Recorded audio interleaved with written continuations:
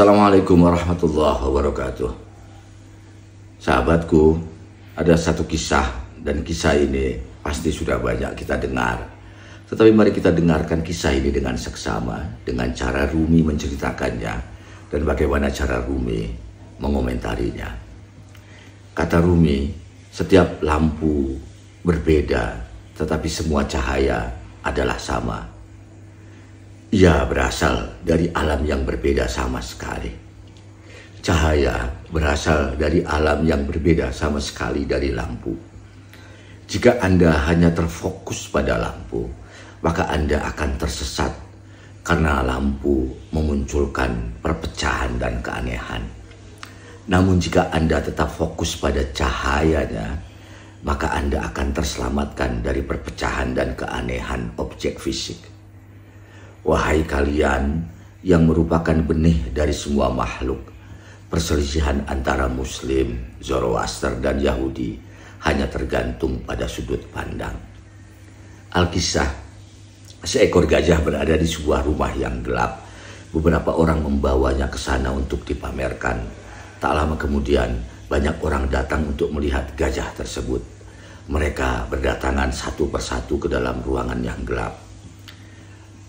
Sekarang, karena tidak mungkin untuk melihat apapun dengan mata di tempat yang gelap itu, setiap orang menggunakan telapak tangannya untuk merasakan gajah itu dalam kegelapan, untuk merasakan bagaimana rasanya.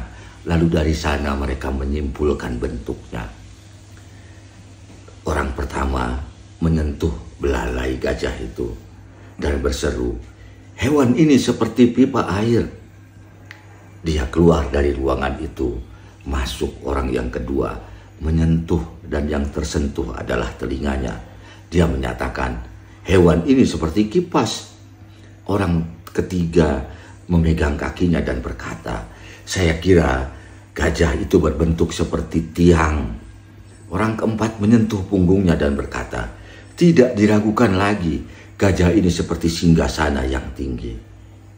Dengan cara ini, dengan cara meraba, setiap orang mendengar deskripsi tentang gajah yang berbeda-beda tergantung pada cara mereka menyentuhnya. Karena sudut pandang mereka berbeda, karena yang disentuh mereka berbeda, gambaran mereka tentang realitas pun berbeda-beda.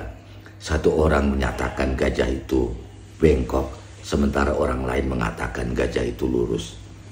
Kita dengarkan komentar Masnawi, komentar Rumi dalam Masnawi ketiga, baris 1256 sampai 1270.